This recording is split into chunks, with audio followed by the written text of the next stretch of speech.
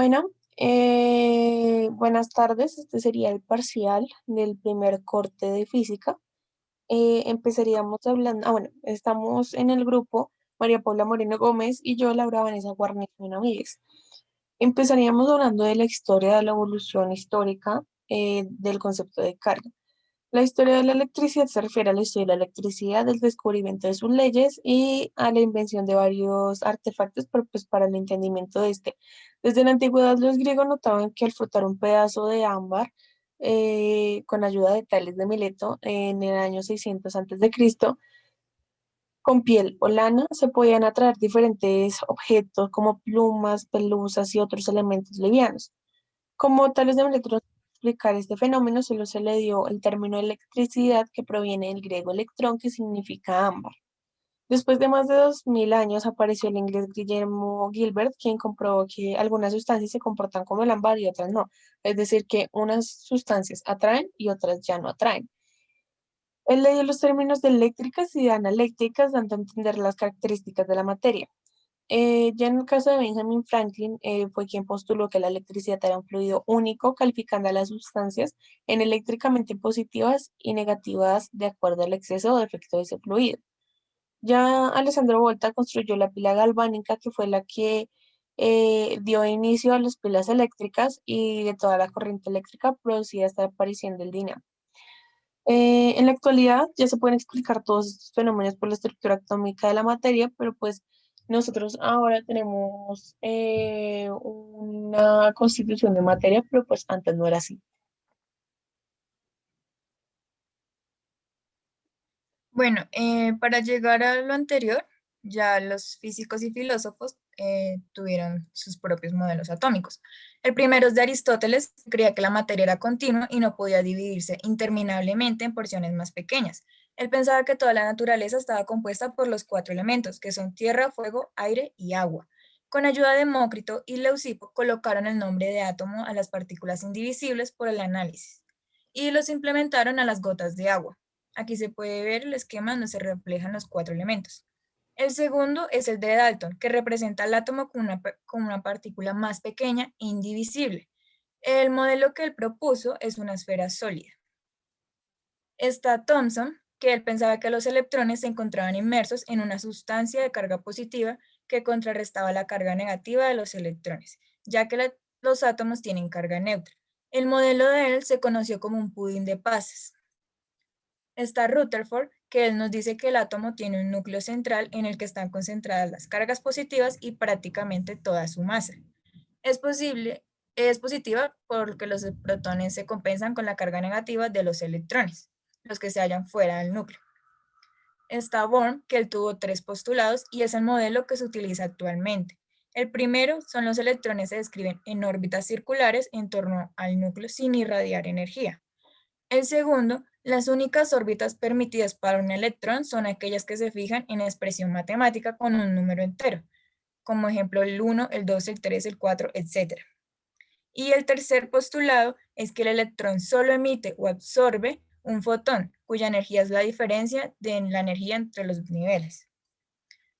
Por último está el modelo de Schrödinger, que, no es relativista, sino cuántico, y define el principio de los electrones como ondas de materia.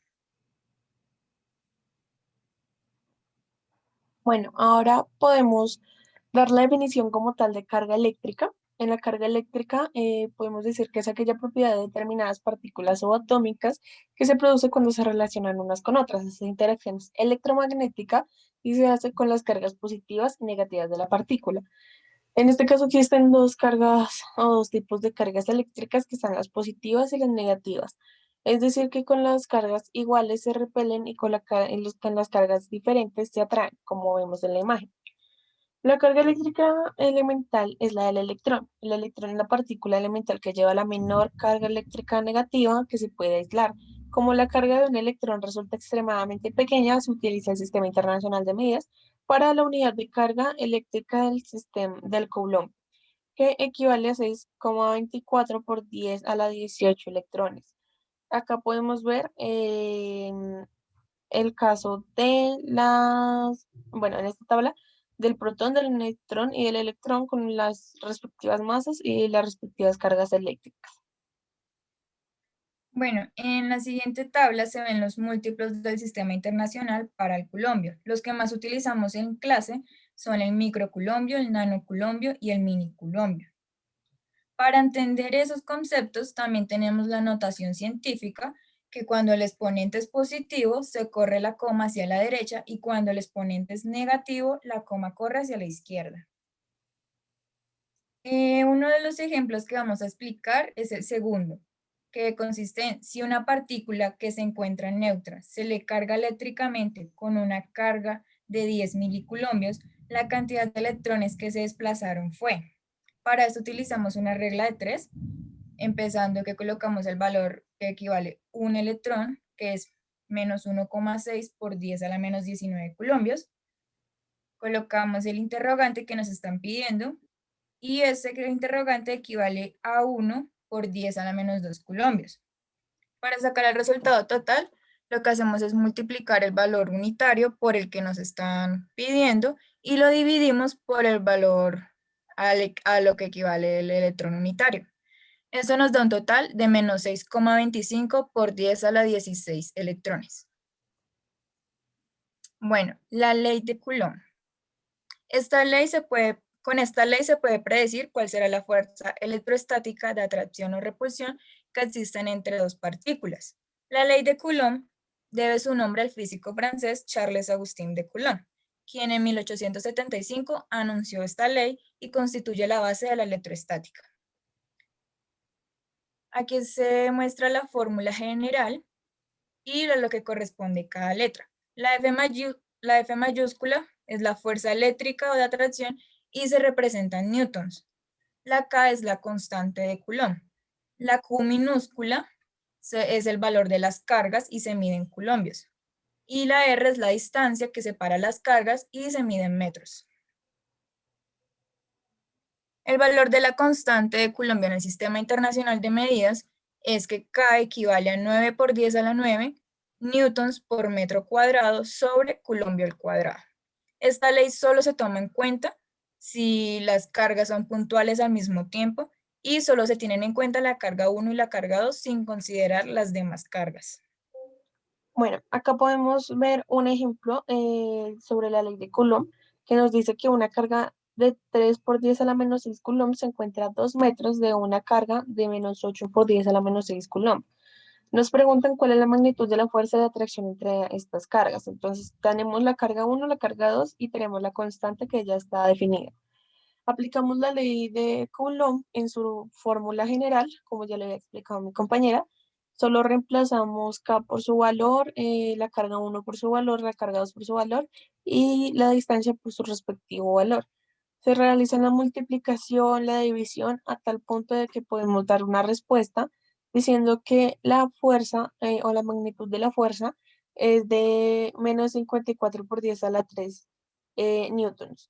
Y esto podemos tomarlo como valor absoluto para tener un resultado final. Siempre positivo. La fuerza siempre va a ser positiva. En el caso de la definición de campo eléctrico, un campo eléctrico es un campo físico o región del espacio que interactúa con cargas eléctricas o cuerpos cargados mediante una fuerza eléctrica. Ya como tal en términos físicos es un campo vectorial en el cual una carga eléctrica determinada Q sufre los efectos de una fuerza eléctrica determinada F. Así, el campo eléctrico es la región del espacio que se ha visto modificada por la presencia de una carga eléctrica. Si esta carga es positiva, genera líneas de campo eléctrico que nacen en la carga y se extienden hacia afuera, como podemos ver en la imagen. Y si por el contrario la carga eléctrica es negativa, las líneas de campo terminan en la carga, o sea, como si entraran, como podemos ver también en la imagen. Si se acerca una carga a la región del espacio donde existe un campo eléctrico, esta experimentará una fuerza eléctrica con una dirección y sentido. Los campos eléctricos como tal no son medibles con ningún tipo de aparato, pero sí es posible observar su efecto sobre una carga ubicada en sus inmediaciones. Es decir, que sí es posible medir la fuerza que actúa sobre la carga o su intensidad. Para ello se emplea el newton sobre el coulomb. Podemos determinar la fuerza eléctrica que sufre una carga Q situada en el interior de un campo eléctrico con la respectiva fórmula que podemos ver ahí, diciendo que si la carga es positiva, la fuerza eléctrica tendrá el mismo signo que el campo y por tanto la carga se moverá en el sentido del campo. Si la carga es negativa, la fuerza eléctrica tendrá distinto signo que el campo y por lo tanto la carga se moverá en sentido contrario al campo.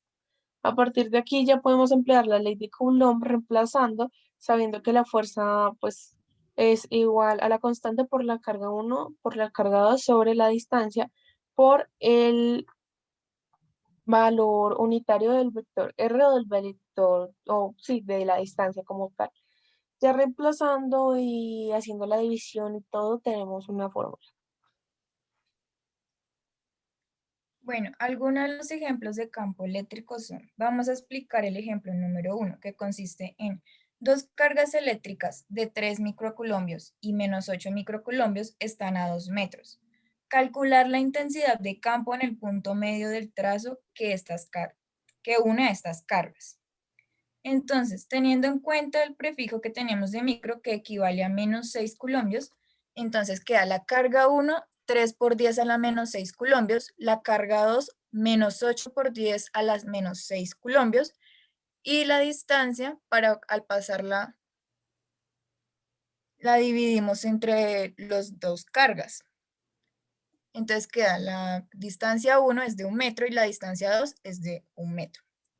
El campo eléctrico de la carga 1, ahí tenemos la fórmula original de la ley y empezamos a reemplazar. Para sacar el campo total, lo que hacemos es sumar el campo 1 con el campo 2 y la respuesta se da en newtons sobre coulombios. Bueno, la distancia entre puntos. Esto es de igual modo al vector que tienen de extremos dichos puntos. Utilizamos la fórmula que es parecida a la ley de Coulomb, que es la fuerza, que es igual a la constante por la carga 1 por la carga 2 sobre la distancia por el vector. Bueno, ahora vamos a explicar un ejemplo de la distancia entre puntos. Acá nos dicen que una partícula de carga Q1 es igual a 8 microcoulombios que se ubica en el punto de coordenadas 9,9 - 7 metros, mientras que una segunda carga que se ubica en el punto 6,3 - 4 metros. Si la segunda carga tiene por valor Q2 es igual a 9 microcoulombios, la magnitud de la fuerza que existe entre ellas es. Entonces, tenemos el valor de las cargas, tenemos y podemos sacar la distancia con las coordenadas que nos dan, diciendo que el 9 está en X, que es Y, el otro 9 está en J, que es Y, y el menos 7 está en K, que es Z. E igual pues con la coordenada número 2. Lo que hacemos para sacar como tal la distancia total es pues restar la distancia 2 con la distancia 1, se hace el procedimiento y tenemos que sacar el valor absoluto de este haciendo una raíz al cuadrado de lo que tenemos en el eje X, en el eje Y y en el eje Z. Como cada uno es elevado al cuadrado, la raíz siempre va a quedar positiva. Después seguimos con el vector, diciendo que el vector es igual a la distancia como tal sobre el valor absoluto de esta distancia. Entonces, ahí tendríamos definido que el vector de la distancia es menos 3 y menos 6j más 11k sobre la raíz de 166. Se coloca la raíz en cada una de estas variables, dándonos como respuesta a este vector. Después, lo que hacemos es utilizar la fórmula que ya se había presentado anteriormente, reemplazamos nada más y nos da un valor de fuerza. Lo que hacemos después es hacer la comprobación para mirar si lo que hicimos está bien. En el segundo ejercicio, lo que tenemos que hacer es exactamente lo mismo, solo que en este nos piden la componente de la fuerza en el eje X, que se realiza mediante la comprobación. Al realizarla mediante la comprobación, podríamos notar cuál es el valor de Y, es decir, de X. Tenemos la distribución de cargas, que aquí vamos a tener que utilizar la integral, que en nuestro, como es nuestro instrumento matemático en este caso, que nos va a permitir trabajar con las distribuciones de carga. Debemos considerar que tenemos un objeto y de allí vamos a coger un pequeño cuadrado, pero como es tan pequeño le llamaremos diferencial de carga. Si queremos calcular todo el campo eléctrico, debemos sumar los campos eléctricos generados en este objeto, como lo podemos ver aquí presente. Matemáticamente, la suma de todos los campos eléctricos, que ya no se va a poner esta suma, sino esta integral. Bueno, sabiendo que existen tres tipos de distribución de cargas, la lineal, la superficial y la volumétrica, podemos tratar de entender con un ejemplo.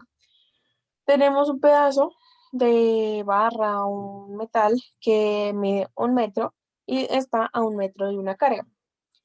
Entonces, tenemos que saber que esta distancia es de 2 metros desde el inicio de la barra hasta el final, menos X, pues diciendo que X sería el valor de lo que está entre la barra y la carga.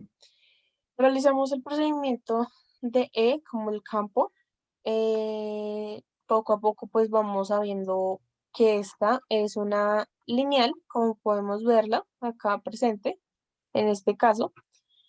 Y hacemos la integral, elevamos al cuadrado, bueno, hacemos todo el respectivo proceso hasta ya tener por lo menos el valor como tal del campo o poder tener como ya pues las variables definidas. Entonces ya sabemos cuánto es K, ya sabemos cuánto es este símbolo y ya sabemos que tenemos un medio, lo que hacemos es multiplicarlo y acá en el campo pues solo reemplazamos y nos da un campo de 90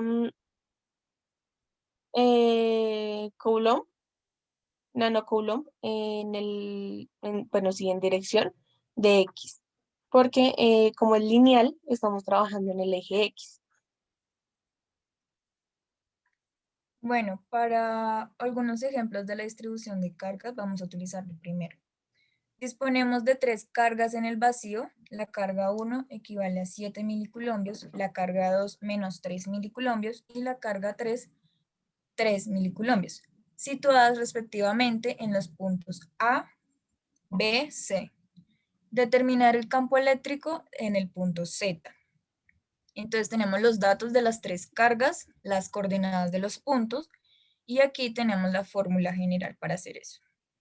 Empezamos sacando la distancia de cada uno de los vectores, entonces se multiplica el vector, las coordenadas en los puntos y multiplicados por el vector y se suma con las coordenadas del vector j multiplicado por este mismo en cada una de las cargas.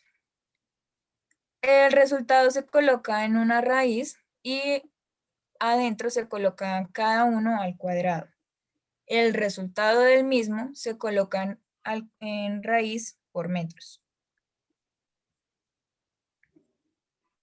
La siguiente parte es dividir lo de los vectores con la raíz correspondiente multiplicado por el vector al que corresponde. Para sacar el total, las cargas equivalen al campo eléctrico. Entonces aquí tenemos la fórmula de lo que son los campos, las cargas, y empezamos a sacar cada una. Entonces el campo de la carga 1, tenemos la constante por el valor de una de las cargas sobre el valor de los vectores. Y así sucesivamente con cada una de las cargas. Y el resultado se dan sobre newtons en coulombios, sobre coulombios. Bueno, para el segundo ejercicio, este es uno que ya vimos en clase y en el que tocaba hallar la distancia que está en el centro del anillo.